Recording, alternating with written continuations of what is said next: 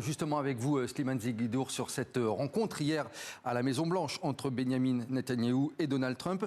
Car derrière les poignées de main et les sourires de façade, eh bien, les relations ne seraient pas au beau fixe entre les deux hommes et les divisions de plus en plus nombreuses. Et ça fait d'ailleurs la une de la presse israélienne ce matin. Oui, notamment d'une analyse très pertinente du quotidien israélien libéral de Tel Aviv, Haaretz, qui dit, voilà, l'irritation de Trump, le désespoir de Netanyahou, les sourires de la Maison-Blanche masquent des divisions croissantes. On le sait, c'est notoire, les deux hommes ne s'apprécient pas.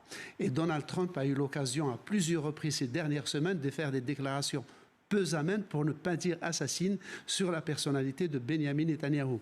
Là, en lui disant par exemple que sans moi vous seriez en prison, que à cause de vous tout le monde déteste Israël. Heureusement que l'Amérique est là pour sauver sa mise. C'est dire que ça ne va pas très fort entre les deux hommes. Simplement, comme ils sont tous deux confrontés à des échéances électorales cruciales cet automne, ils savent de façon pragmatique, presque cynique, que l'un a besoin de l'autre pour traverser ce cap électoral. Donc ils essaient de s'entendre quoi qu'il arrive. Absolument. Ils sont indispensables l'un à l'autre. Pour Benyamin Netanyahou, il est important de montrer à ses électeurs qu'en cas de péril qui s'aggrave au Moyen-Orient, péril dans le cas, d'ailleurs dans lequel il a beaucoup contribué, eh bien, grâce à lui, Benyamin Netanyahou, et à son lien avec Donald Trump, Israël pourra continuer de bénéficier du parapluie américain et de la protection de la plus grande force militaire du monde. Du point de vue de Trump, Trump, lui, a besoin de Benyamin Netanyahou parce que, pour satisfaire une partie de sa base qui était au début inconditionnellement pro-israélienne et qui maintenant considère que la guerre contre l'Irak est une guerre israélienne.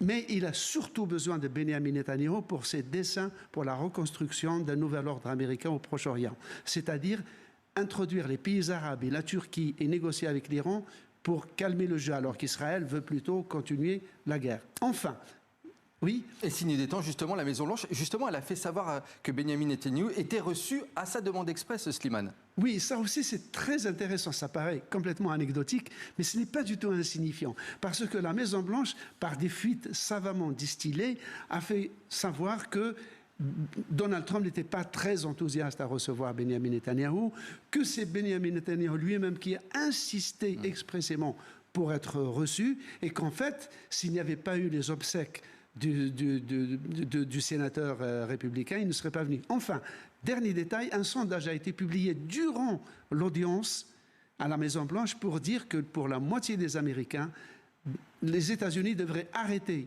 Benyamin Netanyahou pour répondre à la demande au mandat d'arrêt international pour crimes de guerre et crimes contre l'humanité. Décryptage signé Slimane Zeguidour. Merci beaucoup, Slimane.